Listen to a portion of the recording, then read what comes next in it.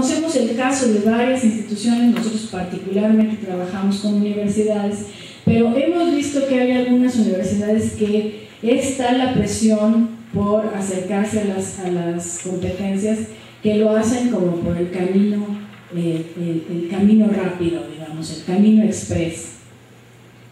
Y finalmente ese tipo de transformaciones y de cambios no dan buenos resultados porque están siendo hechos como al vapor y obviamente así no dan ningún tipo de resultado positivo. Así es que nosotros les recomendaríamos que analicen cuál es la situación de su institución, cuáles son las fortalezas, cuáles son aquellas áreas de oportunidad que tienen, que es empezar a trabajar colegiadamente, interdisciplinariamente, y ahí es donde nosotros decimos que la investigación podría dar muchísima luz, la investigación educativa, porque es precisamente cómo se ha dado esta transformación hacia las competencias en México, qué instituciones lo han llevado a cabo, en el mundo, cómo lo han realizado, y empezar también a colaborar con diferentes instituciones o diferentes apoyos que pueden ayudarles a realizar este cambio de una manera como más pertinente.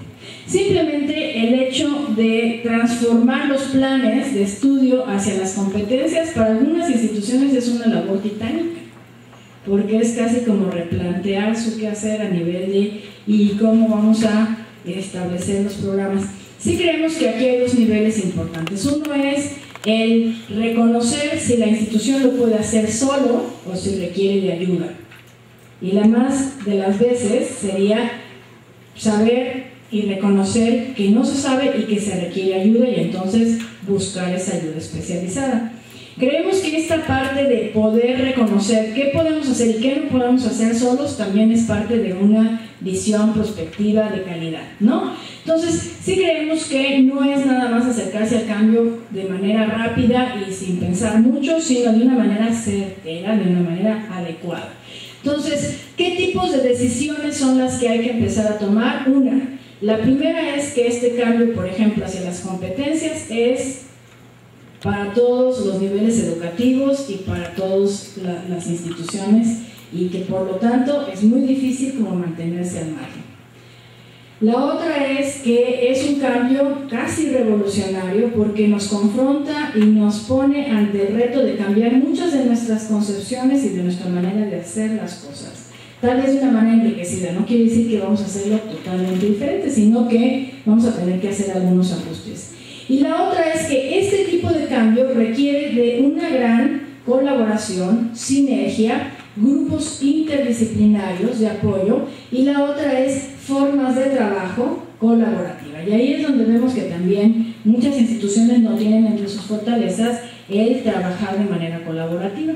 Entonces, les damos algunas pautas para que recuperemos algunos de los elementos que habíamos señalado ayer y es cuáles son aquellas escuelas o aquellas universidades que tienen mayor posibilidad de hacer un cambio trascendente y real.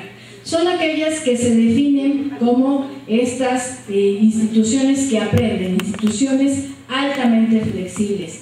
Y esto nos empieza a dar como algunas pautas. Por ejemplo, les vamos a sugerir que usted analice cuál es el tipo de pensamiento que predomina en su institución. ¿Es un pensamiento lineal? ¿Es un pensamiento rígido? ¿Es un pensamiento donde se sabe dónde se inicia y dónde se acaba? ¿O es un pensamiento que sabe manejar la incertidumbre? ¿Es un pensamiento que sabe acomodarse a las diferentes circunstancias? ¿Es un pensamiento que puede visualizar diferentes alternativas? Entonces, el primer criterio indicador aquí de qué tan cercano o tan lejano estamos del cambio es el tipo de pensamiento que predomina en nuestra institución, que lo conforman obviamente quienes dirigen y quienes deciden la institución. La otra es el tipo de comunicación. Si el tipo de comunicación es vertical, ¿no? De arriba hacia abajo o de abajo hacia arriba, habría que empezar a visualizar qué tipo de comunicación se requiere para hacer el cambio, ¿no? Y en algunas instituciones vemos que es desde arriba que se empieza a gestar el cambio, se impone desde arriba el cambio y se impone hacia abajo de tal manera que los de abajo tienen que empezar a asimilar estas ideas. Bueno, esa es una forma, pero también, dado que el cambio lo tienen que operar por primera vez los profesores, porque quienes tienen que empezar a hacer el cambio cambio en lo que sucede en el aula son los profesores. Por eso a ellos hay que formarlos y hacerlos partícipes del cambio. Esto sé que también es un cambio radical en la conceptualización de la formación de los docentes, porque usualmente es desde arriba que se establece cómo es que hay que formar a los profesores y no necesariamente se les convoca para que ellos participen. Quienes trabajan además en escuelas de la SEP o han trabajado para proyectos de la SEP saben que muchas de estas decisiones sobre los cambios y las reformas curriculares han sido tomadas desde arriba e impuestas para que los profesores las implementen. Pero si este cambio no va acompañado de un proceso formativo que permita a los profesores realmente operar el cambio, pues lo que sabemos es que el cambio no va a ser posible. Entonces, lo que estamos diciendo aquí es que el tipo de pensamiento, el tipo de decisiones y el tipo de comunicación que prevalecen en las instituciones van a acercar o alejar a la mayoría de las instituciones. El diagnóstico de establecer el nivel de fuerza. Ante este cambio, ¿estamos preparados? ¿Lo podemos hacer solo? ¿Cómo? Si no estamos preparados, entonces, ¿dónde? ¿Con quién? ¿Qué podemos hacer para recibir ayuda? Y bueno, ustedes son una congregación, así es que obviamente eso ya les da también una gran fuerza, ¿no? De que este cambio es también compartido y pueden apoyarse entre ustedes. Y la otra es que este tipo de guía o este tipo de acompañamiento tiene que tener como un eje de acompañamiento la visión de sus instituciones. O sea, no es hacer el cambio por hacer el cambio y olvidarnos de lo que nosotros somos, sino agregarle a toda nuestra historia, a todo nuestro saber hacer, este otro elemento que pues ahora toma estas dimensiones hacia cambios radicales. Vamos a pedir ahí entonces que en sus mesas ustedes puedan compartir algunas de estas preguntas, y es: ¿qué necesitamos hacer para establecer un diagnóstico de cómo estamos preparados en nuestra institución ante el cambio? Vamos a pedirles esta primera. ¿Estamos preparados para el cambio? ¿Sí o no? ¿Por dónde empezaríamos a hacer nuestro diagnóstico? ¿Tenemos o no posibilidades de hacer un diagnóstico? ¿A quiénes tendríamos que invitar para hacer ese diagnóstico? Y bueno, aquí les vamos dando algunas pautas de análisis que serían, vamos a regresar al anterior, aquí,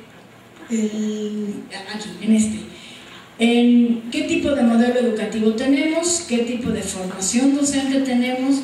Seguramente sí tenemos, incipientemente o casi no tenemos esta área de investigación, pero cómo podríamos empezar a generarla. Y la otra, si lo podemos hacer solo o en compañía de quiénes, ¿no? O a partir de qué colaboración. Y entonces vamos a esperar, ahí están cada uno en sus mesas con 4 o 5 integrantes. Haga usted primero sus anotaciones individuales de su institución y después comparta con los colaboradores ahí de su mesa algunas de estas ideas. Vamos a empezar a preguntarles sobre sus posibilidades de establecer un diagnóstico, y sobre eso nos vamos a ir orientando sobre estas preguntas. Vamos a darles 2 o 3 minutitos para que ustedes escriban, comenten y ahorita nos dan sus respuestas, por favor.